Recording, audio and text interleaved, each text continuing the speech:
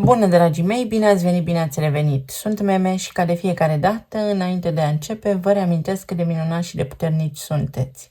Astăzi vin către voi cu previziunile pentru zilele ce vor urma, să spunem începutul de weekend, poate fi mai relevant pentru informațiile pe care urmează să le descarc din mentalul colectiv, din câmpul de energie, din care faci parte și tu și eu și noi toți.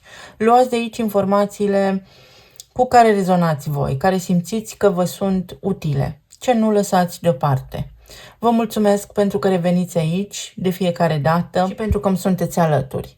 Nu uitați, vă rog tare mult, dacă aveți bunăvoința să apreciați acest clip, să vă abonați la acest canal, în măsura în care informațiile de aici vă ajută și considerați benefic pentru voi acest lucru, pentru că asta mi-ajută munca aici pe YouTube. Perioada ce urmează este una destul de interesantă, care ne poate provoca ușor.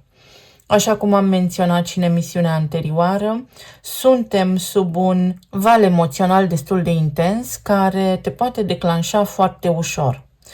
Să spunem că s-ar putea să fii provocat, testat pe anumite paliere ale existenței tale și te poți confrunta cu oameni care se pot impune fără să dea dovadă de empatie, de maturitate, în măsura în care consideri nedrepte aceste interacțiuni, poți emite o stare de liniște, poți ceda, conform proverbului, cel mai deștept cedează.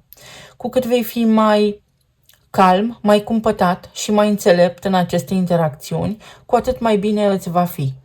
Pot fi câteva zile în care să ai discuții cu superiorii de la locul de muncă, inclusiv cu ai tăi colegi, să fie o chestiune legată de autoritate și de subminarea autorității. Sau să fie ceva care poate, să spunem așa, deranja pentru că tu ai un simț foarte bine dezvoltat, intuitiv și vezi lucrurile cu claritate, în timp ce oamenii din jurul tău nu. Nu te înfuria, rămâi calm, așa cum recomand de fiecare dată, pentru că prin emanația ta, prin puterea ta interioară, vei vedea că lucrurile se vor aranja și indirect sau poate chiar direct ți se va da dreptate. Nu trebuie să dovedim nimic nimănui, așa cum și eu am provocările mele, înțeleg perfect că și voi le aveți pe ale voastre. Dar nu trebuie să demonstrăm oamenilor că avem dreptate. Lucrurile sunt, doar sunt. Cine le vede așa cum sunt, foarte bine. Cine nu le vede, poate va avea ocazia să le vadă, poate nu. Cu cât intervenim mai puțin, cu atât mai liniștiți și mai bine ne va fi. La nivel astrologic avem acea tensiune despre care vă vorbeam anterior, dar avem și foarte multe tranzite care ne ajută și ne susțin în bunul mers al lucrurilor. Este o perioadă mai liniștită, ne apropiem și de luna iunie, în care Jupiter va intra în Rac. Se vor mai calma puțin spiritele, să spunem așa. Să vedem mai departe ce putem descoperi.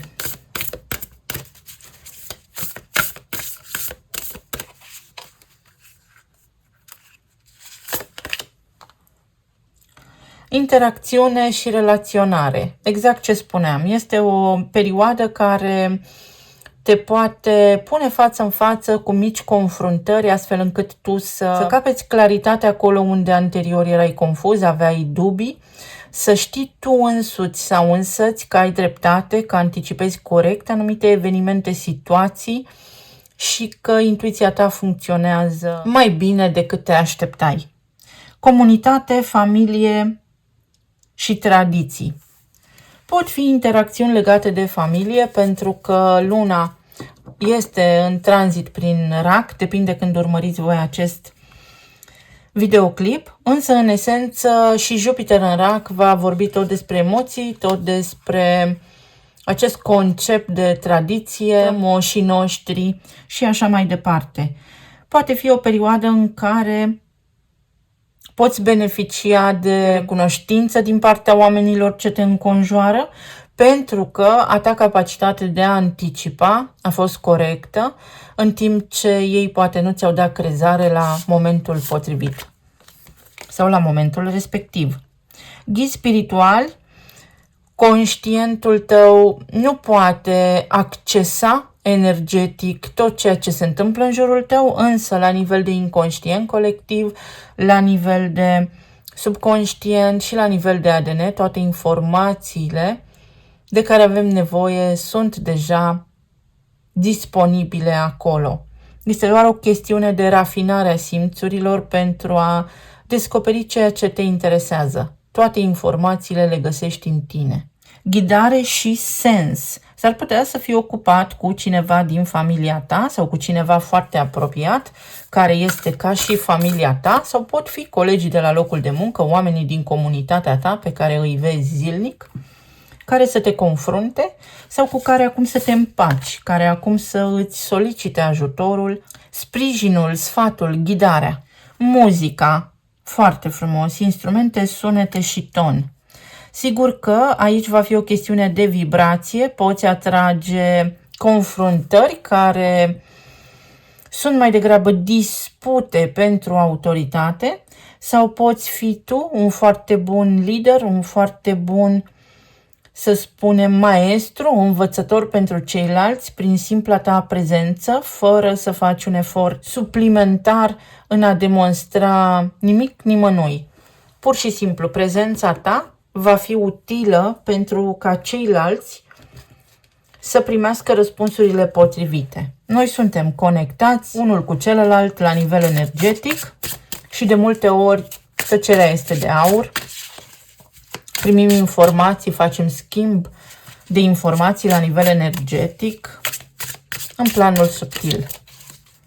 Poate fi vorba și despre faptul că simți ceva, te conectezi cu cineva într-o formă specială, complexă, pe care nu ți-o poți explica rațional, iar energia te ghidează să ai încredere în acea trăire, pentru că de foarte multe ori rațiunea nu poate explica totul. Avem asul de bâte, 5 de monede, asul de monede, 10 de monede, 6 de cupe. Așa cum am intuit, uite, este o chestiune legată de familie sau de cineva care ți este foarte aproape. Un om, o persoană la care te gândești constant sau care face parte din realitatea ta constant. Un om căruia îi dai energia, un om cu care comunici atât la nivel de plan fizic cât și la nivel energetic. Și poate fi vorba despre o pierdere, despre un ajutor care îți este solicitat, ajutor pe care îl poți oferi cu drag, deschis, pentru că bine faci, bine primești, dar bine faci, bine îți faci. Binele este bine făcut, așa cum am spus și în emisiunea anterioare, și practic tot pe tine te ajuți, tot pe tine te construiești, tot pe tine te înalți. Poate fi vorba despre o revenire, despre o decizie importantă pe care o iei alături de familia ta, o decizie care sigur că necesită, să spunem așa, fie o ajustare, fie o perioadă de gândire înainte de a acționa, însă este o justiție care te scoate dintr-un impas atât pe tine cât și pe familia ta. Sau poate fi vorba despre acest sfat pe care fie tu îl soliciți, fie cineva ți-l cere. Acest potențial, pentru că aici vorbim despre un potențial care se poate manifesta sau nu în funcție de ceea ce simți și de ceea ce gândești acum, are un deznodământ fericit, atât la nivel sentimental, cât și la nivel de plan financiar.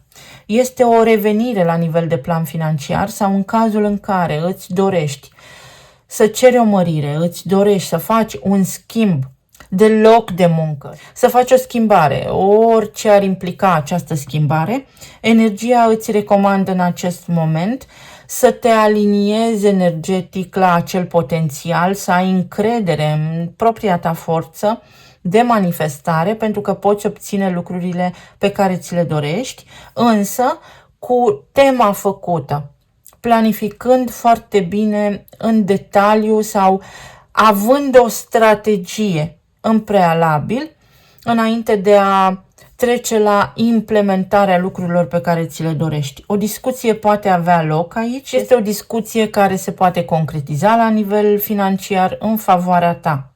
Poate fi vorba despre a implica un agent imobiliar aici, despre a delega o anumită sarcină care are legătură cu familia ta, să spunem că cere ajutor pentru organizarea casei, pentru ca cineva să te ajute cu copilul tău și așa mai departe. Diverse situații cu care ne întâlnim zilnic, unde dacă ceri ajutorul, să știi că îl primești.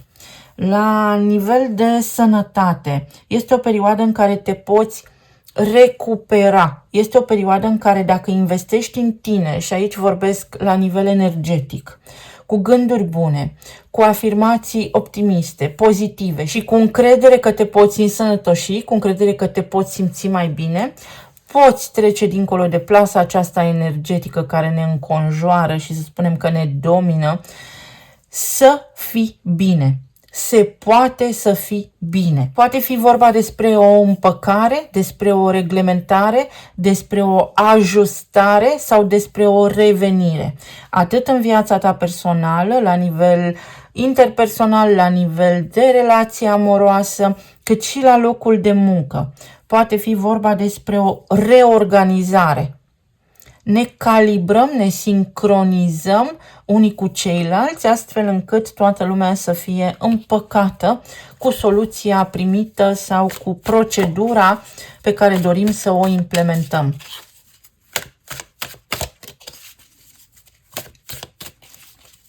Este un început care te poate proteja. Sunt niște planuri pe care le poți face acum, care îți pot asigura traiul, starea de bine, echilibrul emoțional. Este o stare de siguranță pe care o poți descoperi, căpăta, resimți, cum vrei să îi spui. Asul de bâte ce aduce? Pajul de cupe, idei noi, încredere, șansă. Este o șansă aici. Avem 3 de monede. O șansă nouă de colaborare, o șansă nouă de împăcare, o șansă nouă să puneți în aplicare un plan, să reia o discuție mai veche, reveniți asupra unor planuri mai vechi, reveniți asupra unei strategii. Și toate acestea se pot implementa pentru că acum sunteți voi aliniați energetic cu ceea ce vă doriți. Sau nu sunteți împiedicați, să spunem că se deschide ușa la care înainte nu doar că voiați să o deschideți, dar era și coadă în fața voastră. Regina de bâte, intuiție, implementare, creativitate, forță fizică să faceți niște lucruri. Pentru alții dintre voi, să știți că veți fi informal, văzuți ca un lider, văzuți ca o persoană capabilă să rezolve un conflict, o criză, chiar dacă poate nu aveți o funcție de conducere, oamenii contează pe voi și este un lucru care pe voi la nivel energetic vă susține, atrage de la sine această vibrație, acest egregor al încrederii pe care îl primiți din partea celorlalți, o manifestare, o încântare. Pot fi chiar și bonusuri, pot fi colaborări noi, poate fi vorba despre zile bune la nivel de sănătate, ați văzut cum se întâmplă, dar aici cu 6 de cupe este o aliniere, o aliniere. Nu amâna ceva, nu te feri, confruntă, dar într-o formă, să spunem, smerită, sau poate nu smerită este cuvântul potrivit întocmai, ci mai degrabă fără aroganță, printr-un unghi, printr-o modalitate foarte atipică, să spunem, care îi poate surprinde pe ceilalți, dar și dintr-o poziție de egalitate cu ceilalți. Iar această emanație, această perspectivă îți aduce succes în ceea ce dorești să faci. Și asul de cupe. Avem 3 ași astăzi. În momentul în care tu te uiți, eu spun astăzi pentru că limbajul acesta este creat să ne țină departe de esența noastră pură, să spunem, și originară. Este vorba despre momentul în care tu te uiți și se poate manifesta atât de repede încât poți fi surprins sau se poate decala acest potențial dacă tu nu ai suficientă încredere în tine și în puterea ta. Poate fi vorba pentru unii dintre voi aici și despre extinderea familiei, despre o extindere a locuinței, despre o relocare, despre o schimbare în locuința voastră la nivel de familie. Poate fi vorba despre ceva ce implică un succes al copiilor voștri, poate fi vorba despre maturitate, despre încredere că acum reușești. Anterior aveai senzația că lucrurile nu îți ies, nu erai suficient de încrezător și dintr-o dată, prin colaborarea cu ceilalți, vezi că de fapt ai calitățile potrivite să implementezi un proiect, să faci anumite lucruri, să îți ordonezi casa, să plantezi legume, etc. în funcție de ceea ce îți dorești tu acum și de contextul tău. Este și o revenire la nivel sentimental a cuiva, parcă ne vedem din nou ca o dinioară, parcă renasc sentimentele, parcă se reaprinde flacăra care ne-a unit anterior, parcă ne realiniem din nou la acea energie pură care ne-a adus față în față cândva, în momentul în care ne-am întâlnit. Plutim. În această perioadă să spunem că plutim mai ușor, suntem mai eterici. Se îndepărtează o povară, o greutate de pe umerii noștri. Iubim viața. Da, sunt câteva zile sau poate fi chiar o viață, depinde de energia ta și de cum susții acest potențial, în care primești ajutor, poți oferi ajutor și să știi că ești pe calea corectă, ești pe calea cea bună. O casă nouă, așa cum am menționat anterior, sau poate fi un nou loc de muncă, poate fi o nouă încercare, poate fi o nouă energie în casa ta sau la locul de muncă, sau poate fi vorba despre o persoană nouă pe care o cunoști, însă acest sentiment de acasă ți este foarte cunoscut și energia te susține. Ești susținut energetic de ghizii tăi, de oameni din familia ta care poate au trecut în neființă și care îți sunt aproape. Fii atent la semne pentru că vorbește natura cu noi. Să vedem ce ne spun și talismanele.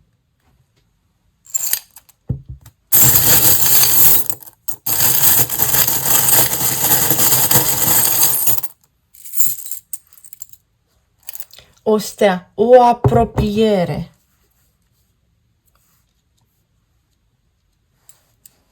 O reapropiere poate fi aici. Uite, o retrogradare. Se reglează niște lucruri.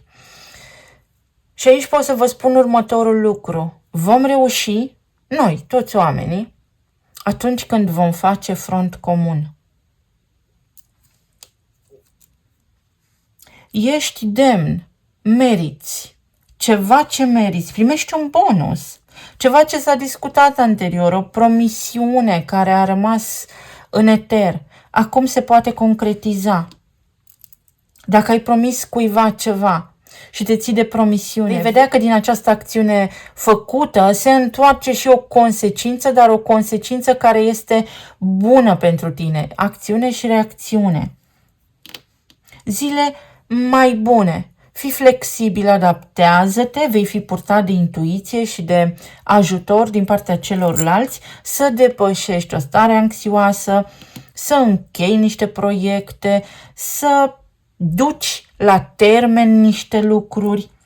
Este o iubire nouă, este vindecare, este o declarație de iubire, poate fi ceva de genul dragoste la prima vedere sau prima dragoste. Pentru unii dintre voi mesajul poate însemna ceva. Uite, te rog, fii răbdător, am doar 9 ani și sunt obosit. Închizi un ciclu, închizi o perioadă, se încheie ceva și închei cu plus, închei bine. Obții fie niște bani, fie stabilitate. Și aici îți vor sta în preajmă niște oameni care nu au niciun interes mascat în ceea ce te privește. Apar niște fructe, niște roade ale muncii tale. Atenție la mâncați, la vicii, la micile plăceri, la cum trișați cu ghilimele de rigoare, pentru că s-ar putea să resimțiți niște efecte neplăcute, să spunem.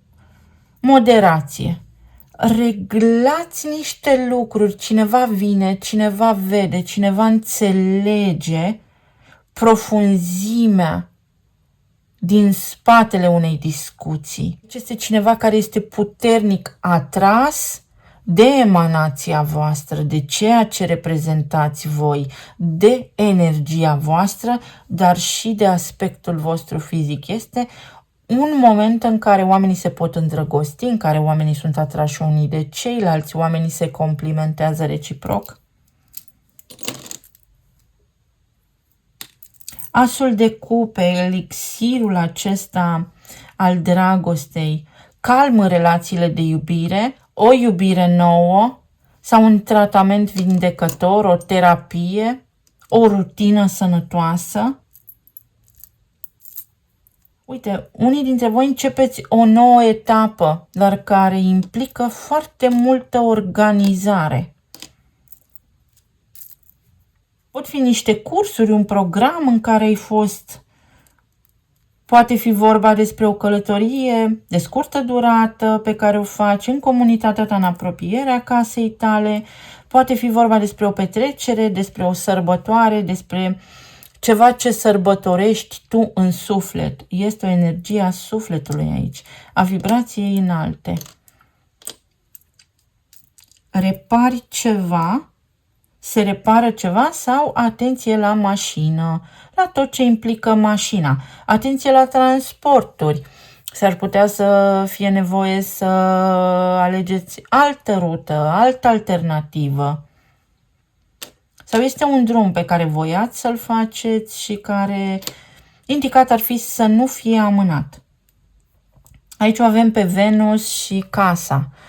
Venus guvernează Taurul și balanța, relațiile din casă, planul financiar, iar aici avem 10 de monede, familie, bani, 6 de cupe, revenire, buget care poate crește, care poate deveni stabil, niște bonusuri, o mărire, intră salariul, bani care vin neașteptat, de unde nu vă așteptați, sau poate fi vorba despre o invitație, despre un pas înainte, despre o avansare absolut normală, firească în relația voastră de iubire sau despre liniște în casă. Un campus universitar, un nou început, vă pregătiți cu ai voștri copii pentru o nouă etapă din viața lor, vești bune în ceea ce îi privește, se aranjează niște lucruri așa cum vă doriți sau să spunem că modalitatea în care se așterne acum acest nou potențial vă avantajează, este bine, este totul bine. Avem inițiala J și R, juniorul și casa a 5-a, copiii, ori unii dintre voi vă îndrăgostiți, ori vă revedeți cu ai voștri colegi din școală, din facultate, din liceu, ori vă revedeți cu prima dragoste, ori este vorba despre a-ți urma intuiția și prima senzație pe aceea să o urmezi. Pentru alții dintre voi este vorba despre a nu risca, a nu paria totul pe nimic, ci fiți un pic analitici, o bună strategie te ajută să te pui în pază, paza bună trece primejdia rea. Este o relație de iubire, te poți îndrăgosti ca atunci când ai făcut-o prima dată. Ora 5, ziua 5 zile, un ruj de aranjezi, este o energie foarte bună a oamenilor care se iubesc aici. Foarte bună. Eu vă mulțumesc frumos, vă doresc să aveți o zi minunată, să fiți bine, sănătoși și iubiți și să ne reauzim cu bine și data viitoare. Pa, pa!